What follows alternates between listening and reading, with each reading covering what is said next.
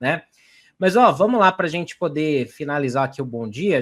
Nossa produção preparou aqui uma dinâmica, uma brincadeira aqui, para a gente fazer uma tier list com os momentos mais marcantes de 2025. Não necessariamente bons momentos, né? Não necessariamente bons.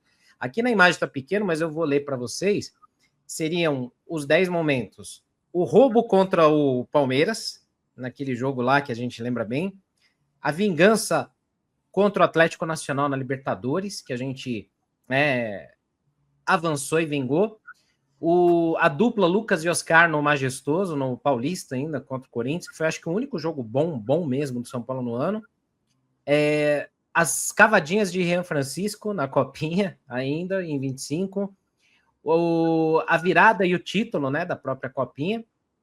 A série invicta de Crespo, que nos salvou de uma briga contra o Z4. A humilhação contra o Fluminense no Maracanã, aquela goleada lá infeliz. O Jandrei na eliminação da Copa do Brasil contra o Atlético Paranaense. A vitória em Córdoba, fora de casa, na Libertadores. E os gols de Cotia na Libertadores, né? Luca fazendo gol ali que salvou o São Paulo. Então, nossa produção separou esses 10 momentos aqui. Quais para vocês aí, do 10º para o primeiro lugar aí, se a gente fosse brincar aqui, Gabriel e Renan, quais seriam as colocações desses momentos aí para vocês? Pô, que ano que a gente teve, hein? Caramba! Terrível. Pô, sensacional, hein? Fantástico relembrar. O 10º seria o pior e o primeiro o melhor, por óbvio, né? Eu acho que o pior, todo mundo vai concordar, que foi o roubo, porque é o dia do ano em que eu fiquei mais puto esse ano, foi o jogo contra o Palmeiras. Fato. E assim, teve o roubo, que foi escancarado, acho que não dá pra gente falar de futebol com aquela data, mas teve também uma postura do São Paulo que não dá para também a gente tolerar naquela virada, né? Então, para mim, essa primeira aí da lista já é a 10ª, já foi a pior coisa do ano, o jogo contra o Palmeiras, Luciano. Puta, é verdade, hein? Eu acho que o Gabriel tem razão, mas, pô, o jogo contra o Fluminense também... Puta, também. O jogo contra o Flu, para mim, tem ainda um efeito positivo, que é o pós-jogo. Né? Para mim, os efeitos da goleada eles são importantes. Então, é o meu 9º, por exemplo. Mas o 10º, para mim, o jogo do Palmeiras não tem nada positivo. Foi tudo péssimo. É bom só que aí começou a ter aquele debate que o Palmeiras parou de jogar mas aí não dá para contar isso como uma vitória. Né? Depois dali, o Palmeiras parou também, né? Você vê, né? Curiosamente, né? Caiu muito. Mas eu concordo aqui, esse pior seria esse, né? A goleada contra o Fluminense, né? Como o Renan falou também, puta, tem que estar ali como um dos piores. Terrível demais, né? E aí, dos melhores, vamos começar dos melhores, né? Teve título da Copinha, teve o clássico contra o Corinthians, que foi o único jogo bom, talvez. O Rian, né? Não as cavadinhas, mas o Rian, né? A figura do Rian, acho que vale a gente destacar também. E a vingança contra o Atlético Nacional, além da série invicta de Crespo. Como é que você classificaria isso, Renan e Gabriel? Puta, cara. Tava tão mais fácil você ir do pior pro melhor, né? Do pior pro melhor é mais tranquilo, pô. Aí eu já colocaria aí o Jandrei em 8º, né? Facilitaria, você eliminaria as opções, né, cara? É unanimidade, vai. Vamos colocar aqui já. O Jandrei aí em 8º. Pô, ali, a partir daí são aspectos bons, né? Positivos. Bons, bem positivos ali pro time, cara. A primeira fotinha é o quê, Senna? Não tô identificando direito, o pessoal comemorando. A primeira é a vingança contra o Nacional na Libertadores. Cara, eu colocaria ali em 7º, eu não vejo como assim, na minha visão, né? Eu não vejo como tão relevante assim. Não sei o que o Gabriel pensa a respeito da tal da vingança aí. Renan, acho que o meu 7º é a vitória em Córdoba. Para mim, a vitória em Córdoba é legal. Assim, tipo, porra, legal, ganhou em Córdoba, mas não mudou nada. Mas o Atlético Nacional, pensando em momentos do ano que foram legais, assim, você fala, pô, é o momento do ano que eu mais fui feliz.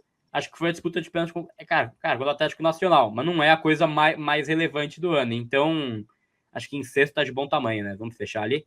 Eu acho que você tem razão. Eu não estava vendo esse jogo de Córdoba aí, você tem razão. Depois vai sobrar o clássico, o Rian, o Copinha. Tito, o Crespo e os meninos da base fazendo gol na Libertadores. Para mim, os meninos da base fazendo gol na Libertadores é o quinto. É isso, fechei nessa. Eu acho que é isso. Eu acho que em quarto dá para colocar a dupla Oscar e Lucas. Eu até inverteria, viu? Acho que seria em sexto lugar a dupla Oscar e Lucas contra o Corinthians e em quarto lugar o jogo contra o Atlético Nacional. É muita maluquice, não? Porque, assim, a dupla Oscar e Lucas, é óbvio que é muito legal ganhar do Corinthians, cara, da forma que foi, mas não é um jogo que, sei lá, mudou o ano. É um jogo que foi ali no meio do caminho. Ele mais iludiu do que criou algo assim, concreto, né? Então, para mim, seria em sexto ali, e aí em quarto pode ser o jogo contra o Atlético Nacional, que foi um jogo bacana. Foi um momento feliz do ano, né? Das poucas felicidades que a gente teve, né? Acho que de alívio e tal, né? Aí a gente tem esse top 3, então. Rian Francisco, título da Copinha e a sequência invicta do Crespo. Eu acho que o mais importante, quero também ouvir o Renan, claro, mas que o mais importante do ano foi a sequência do Crespo. Senão o ano tinha ido para o espaço, né? Não, então, sem dúvida nenhuma, porque senão Crespo, a gente hoje aqui estaria falando como time de Série B. Seria Crespo, Copinha e Rian. Seria isso para mim. Porra, e essa Copinha, cara, o título da Copinha nos deu uma ilusão de um ano. Porra, vai subir os meninos, vai aproveitar, os meninos são muito bons e não sei o quê. Deu uma ilusão de que seria um ano espetacular, né, cara? E foi no mesmo fim de semana que a gente ganhou a Copinha, né, que foi acho que um sábado, dia 25, né? Enfim, geralmente dia 25 a final, sempre dia 25. Sim, e aí acho que foi no dia seguinte. É isso. Domingo foi o clássico, é verdade. Então teve... Então, depois esses dois jogos aí deram uma ilusão de, meu Deus do céu. E o Rian, né? Comentar a respeito do Rian, eu acho que, cara, ele faz na Copinha um negócio simplesmente espetacular. Ele tem pouquíssima oportunidade sob o comando do Zubeldia, pouquíssima. Poderia ter tido mais oportunidade. E no momento que há mudança do treinador, quando eu acho que, agora o Rian vai ter mais chance, logo depois ele se machuca. Né? Ele ia começar a ter mais chance. Ele jogou contra o Ceará, lá, né? Esse jogo ainda era o Zubeldia, salvo engano, né? Mas ele jogou contra o Ceará titular, fez gol e tal. E aí depois o Crespo tava trabalhando com ele, eles estavam conversando muito, a gente deu até informação que ele estava encantado com o Rian e tal. E aí ele machuca. E só do Rian também vai parecer perseguição, né? Por um motivo meio óbvio, né? No que tange ao antigo técnico. Mas, cara, foi uma loucura que foi feita com o Rian, né? Porque... Ele estreia contra a Portuguesa, onde ele vai muito bem naquele jogo. Ele entra em 5 minutos, ele faz gol, ele decide o jogo. Aí ele fica no banco, próximo jogo, salvo engano. Aí joga contra o Santos também, 15, 20 minutos, onde ele quase faz um gol naquela partida que estava perdida. Ele entra, movimenta o jogo e tal. Aí ele toma um chá de banco por 10 jogos, praticamente. Para mim, você freou a ascensão de um cara que poderia estar sendo titular de São Paulo no fim do ano. E aí ele machucou, obviamente, por uma circunstância que não dá para controlar. E se ele tivesse jogando, ele teria machucado? Cara, não sei, não dá para prever. Mas o fato é que ele poderia ter jogado mais. E eu falava bastante com o empresário dele, com o Fabiano, e eu falava assim, porque a gente vai lembrar que na época do Zubeldia, todos os atacantes estavam sendo muito criticados. Todos eles, né? Bastante criticados.